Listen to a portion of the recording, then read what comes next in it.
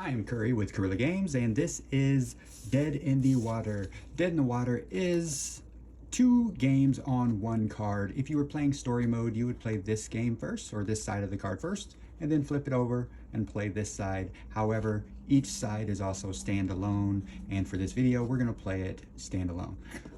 As a story mode, you would transfer over your hit points to this side, but standalone, you would start with 4 hit points. So this represents your character, his boat, and this is your character himself. If you don't want to play with the meeple, that's fine. Just use the die itself to track your progress as you're diving. And then next, what you'll do is you will place a yellow die next to each of these yellow circles, and the value on the die will match the number inside of the circle itself. You'll then do the same with the red circles by placing red dice next to them, and you will place a black die at the bottom, which represents the Shards of Atlantis. The goal of the game is to dive to the bottom and retrieve those shards 3 separate times. So you have to go down and back, down and back, down and back to get all of the shards. That is set up. To play the game, you will roll all 3 dice. You will then resolve them yellow, red, black. And when resolving them, it's pretty simple. A 2, so we see a 1, a 2, a 3, then we see a 5 and a 6.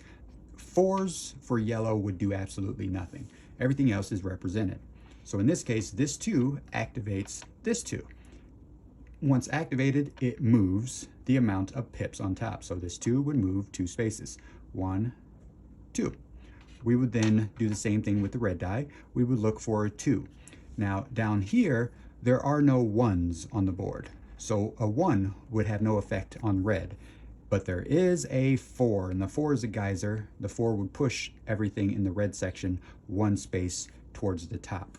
Now this 2 here would activate him, so he would go 1, 2. And then the black die is our movement, so we can move up to 5 spaces. So let's go ahead and dive in the water. 1, 2, 3. We're going to go diagonal here, 4 and 5. We're going to end our turn right behind him. Now when we're moving, we have to go along the lines. In most cases, that is orthogonal movement. However, some of the lines will allow you to go diagonally. We want to position ourselves in a position where the enemy won't advance onto our space. In this case, he's advancing this way, so going behind him is a safe move. However, next turn, he is also in my way. So if he doesn't activate next turn, I would have to go around him to access that the shards down there at the bottom there. So I have to take that into consideration. So let's roll one more time. We got a 4, a 5, and a 5. So a 4 doesn't have an effect on the yellow. A 5 does. It has an effect on the red down here, and a 5 blows everything to the right 1 space that is currently on the board, which is good because that opened a path for me.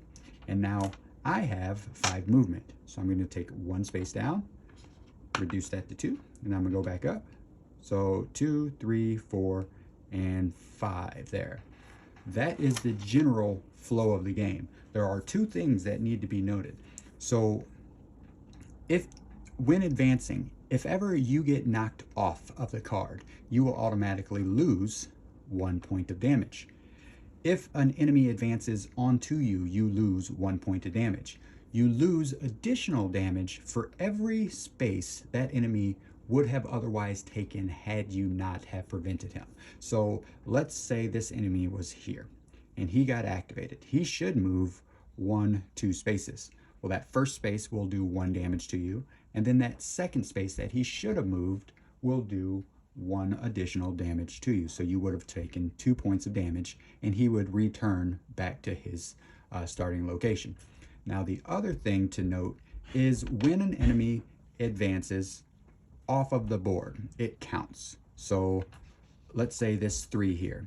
If he were to go 1, 2, moving off the space counts as the second movement. Moving back to the beginning would count as the 3rd movement. So enemies progress across the board and then return to the beginning. So he would go 1, 2, 3, and then his next turn would be 1, 2, and 3.